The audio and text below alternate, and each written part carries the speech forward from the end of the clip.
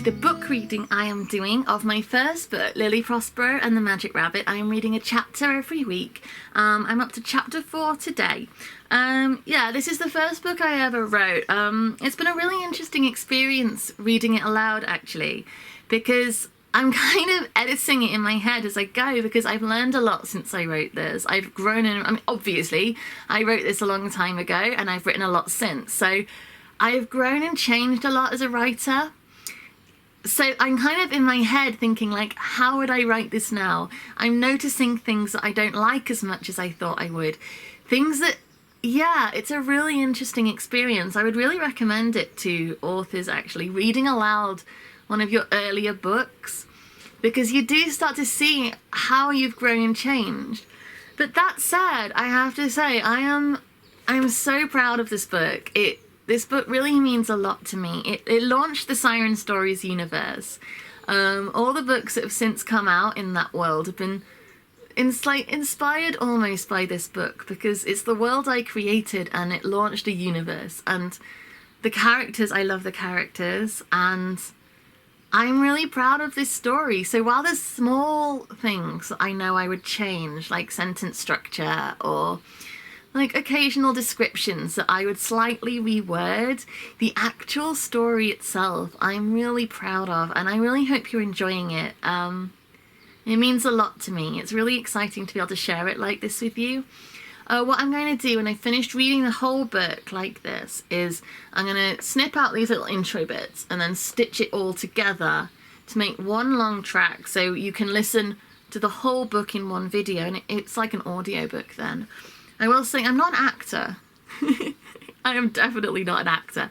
So my reading aloud is not necessarily up to the standard that professional book actors would do. That said, I'm having a really good time doing it. So yeah, hopefully you're having a good time listening to me as well. I will start. Chapter 4. Saffron didn't speak to Lily the next morning. She chatted away to her friends as normal, much to Lily's disappointment, but she also wasn't cruel to her, which was nice. At break time, she followed Lily out of IT and caught up to her. "Was your mum mad at you for getting detention?" Saffron asked her, twisting nervously at one of her red ringlets. "No," said Lily shyly, then laughed. "She told Mrs. Crank off." "Awesome," Saffron said, looking shocked. "She sounds cool." "She is, actually," Lily said, smiling proudly. Saffron hesitated for a moment. "I was wondering if—" "Hey," came a voice from behind them, and both girls turned around to see Maisie, flanked by Georgina and Charlotte, looking cross. "What are you doing with her?" "Just chatting," said Saffron, a guilty tone to her voice. "Let's go," said Maisie, flicking her head to the side. Saffron said hesitantly, looking at Lily with sad eyes. "I'm just—" "Seriously?" spat Georgina. "Her?" "Coming," said Saffron miserably. She followed them, throwing an apologetic look over her shoulder to Lily and disappearing around a corner. A couple of times during maths, Maisie shot venomous looks at Lily, but Saffron kept her eyes down and got on with her work. Lily wished she'd look up, wished she'd give Lily a sign that the potential friendship was real. When the lunchtime bell rang, Lily put Saffron out of her mind, shoved everything into her bag and hurried away from the classroom. She felt sick with nerves about meeting more magical people, terrified she would look like a fool, but incredibly excited to discover about this new world she found intoxicating. Where he had left her the other day, Alex was waiting again, playing on his phone with his sleeves rolled up and a tan on his strong arms. He looked up and spotted her as she approached, took her hand firmly in his with a confident smile, and led her away. Lily followed him unquestioningly, completely unbalanced by his air of authority and assurance. They took a different route this time, and were soon in an alley between the kitchens and the art building. Lily felt extremely apprehensive, but glued a confident look on her face, determined to make a good first impression for once in her life. Stepping out of the alley and into a quiet courtyard filled with bins and ladders, Alex greeted a group of people who were waiting and watching, inquisitive looks on their faces. "This is Lily," The life giver, he said, gesturing to Lily, who was trying to look inconspicuous behind him. Faces smiled and hands waved. Hey, she said shyly. She doesn't know much about anything, said Alex as Lily cringed in humiliation, but she is keen to learn and she's got some great power. Lil, these are my friends. This is Una. He gestured to a tall, slender girl with long blonde hair, liquid blue eyes and a cold look on her face. I'm a liquid manipulator, she said disdainfully, offering no other greeting or information. Lily felt her skin crawl under the girl's frosty glare. Her insides squirmed. Yo, I'm Max, said a boy, a lot younger than Lily, with freckles and a cocky grin. I'm a levitator. To demonstrate, he rose 3 feet in the air, spun in a circle, and lowered himself back down. Whoa, said Lily, genuinely amazed, which pleased the boy immensely. Don't be that impressed, said Alex with a laugh. If he gets better, he'll be able to actually fly. Levitation is the weak baby brother of flight. Max shuffled and looked a bit embarrassed. Lily gave him a sympathetic smile. I'm Sophia, said the girl next to Max warmly. I'm a shapeshifter. She's only mastered things the same size as her, though, said Alex dismissively. But she'll be able to change size one day with work, won't she? Sophia nodded mutely, looking ashamed. And this is Tereska. She's a speaker. He pointed to a girl who stood silently at the end, her long dark hair hanging limply over her coffee-coloured skin. Her hazel eyes seemed full of thoughts her mouth wasn't sharing. What's a speaker? Lily asked her. But she remained silent. Ironic, eh? Scoffed Alex, also offering no explanation. So, life giver. Show us what you've got, instructed Una, hands on her hips and looking distinctly unimpressed. I dunno, Lily said anxiously, remembering her promise to Geoffrey. Alex leaned in and whispered in her ear. Seriously, come on. Don't be a Billy. Don't waste this. Scared of your own power? Sneered Una. No, of course not, Lily said crossly, disliking Una more and more. Come on then, said Sophia. She's not one of them, is she, Alex? Alex shot Lily a pointed look, and she nodded hastily, rummaging in her bag for a notepad and pen, knowing she was about to ruin her chances of being accepted if she didn't perform well enough. Trying not to panic, she crouched down and rested the pad on her knees, not wanting to disappoint, not wanting to waste her gift. Carefully, she drew the shape of a butterfly with spirals delicately decorating its wings and the lithe body. Soon the familiar quiver began, and moments later, the butterfly peeled its body from the page and spun up into the air and away into the light. Wow, exclaimed Max, that was cool. It was a butterfly. It was hardly anything big, Una said snarkily, much to Lily's annoyance. This is lame.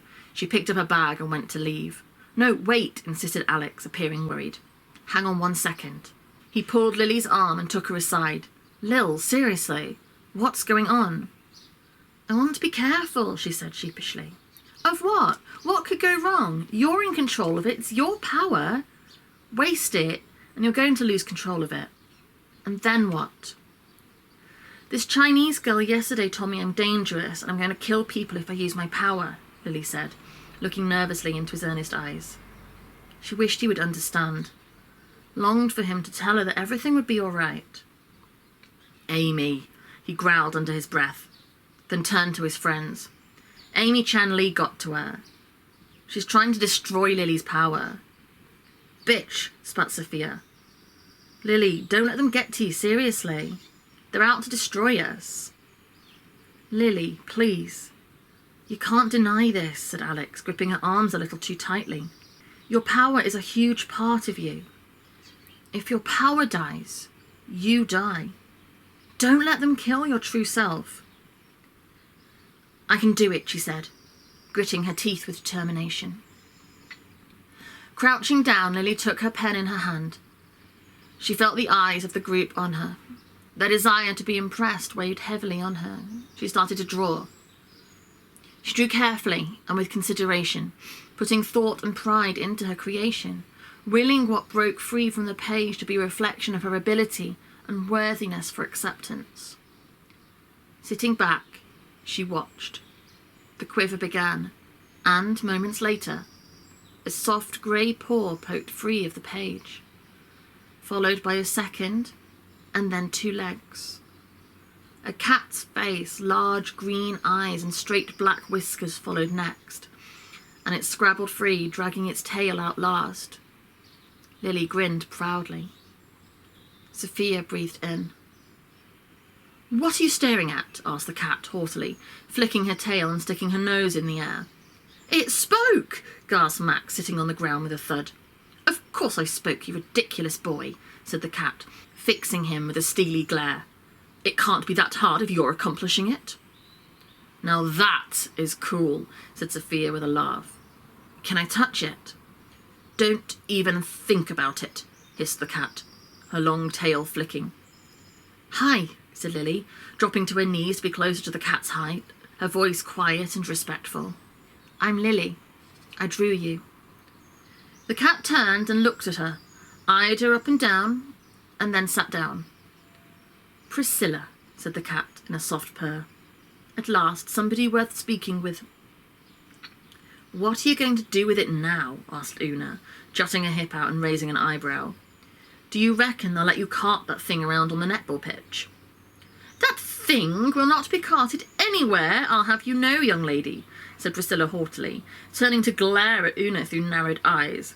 "And if you don't stop referring to me as it, I will give you the slashing of a lifetime." Una rolled her eyes, but took a nervous step backwards. I actually don't know," Lily said, panicking. "I hadn't thought that far ahead." "Release it into the wild?" suggested Max. Then, catching the look on Priscilla's face, said quickly, "Her! Release her into the wild." "No," said Lily aghast. "I can't do that to her. I made her. I'll phone my mum. I'm sure she'll take her home. She loves animals. She's always liked cats." "I'll permit it," nodded Priscilla, licking a paw and washing her left ear. Lily carefully and gently lifted the cat into her arms. Priscilla cuddled into her and purred appreciatively.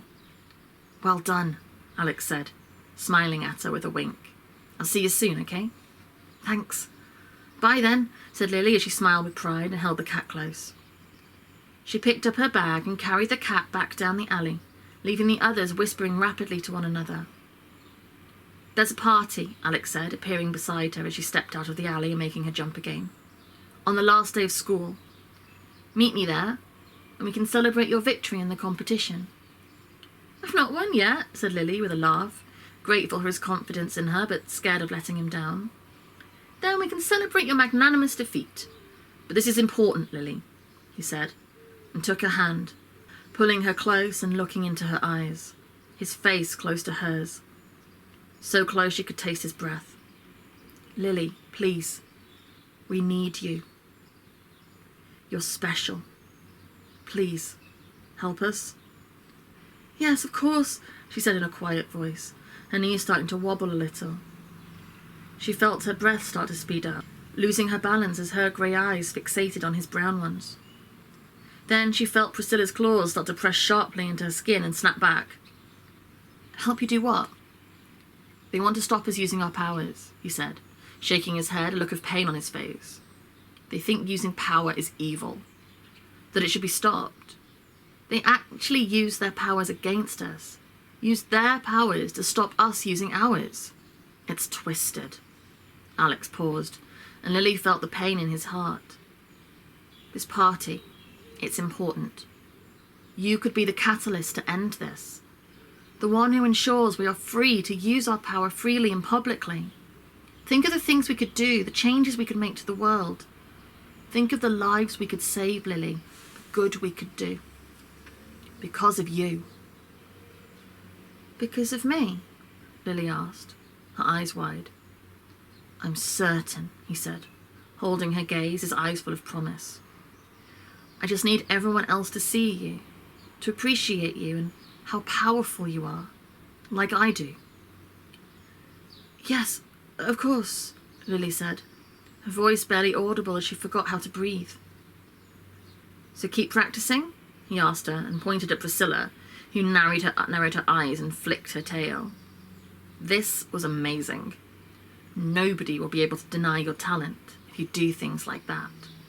Yes, I will, Lily breathed. See you soon, Lil, said Alex. Then he vanished. For a moment, Lily stood completely still, trying to take everything in, then Priscilla growled, I don't like him. You just don't know him, Lily said with a distant sigh. Then shook her head and forced herself to concentrate on the task at hand. Right. Let's go see if we can convince my mum to come and collect you, without asking too many questions. So, that was chapter 4 of Lilly Prospero and the Magic Rabbit by me. If you want to read the book, you can get it for just 99p if you download it from the Siren Stories bookshop, or it's available in a specific Kindle format from Amazon, or you can get it in paperback, either from Siren Stories or from Amazon. I put all the links to everything down below. Yes, if you want to read ahead or read along with me or anything like that, you can. It's the first in a series. The second one is Lilly Prospero and the Mermaid's Curse. And depending on how people respond to this, I might read that one next. So we'll just have to see, because I've not done this before, so I don't know how people are going to like it. But it's worth a go, and hopefully I'll make some people happy. So thank you very much for joining me, and I will be back again soon. Bye.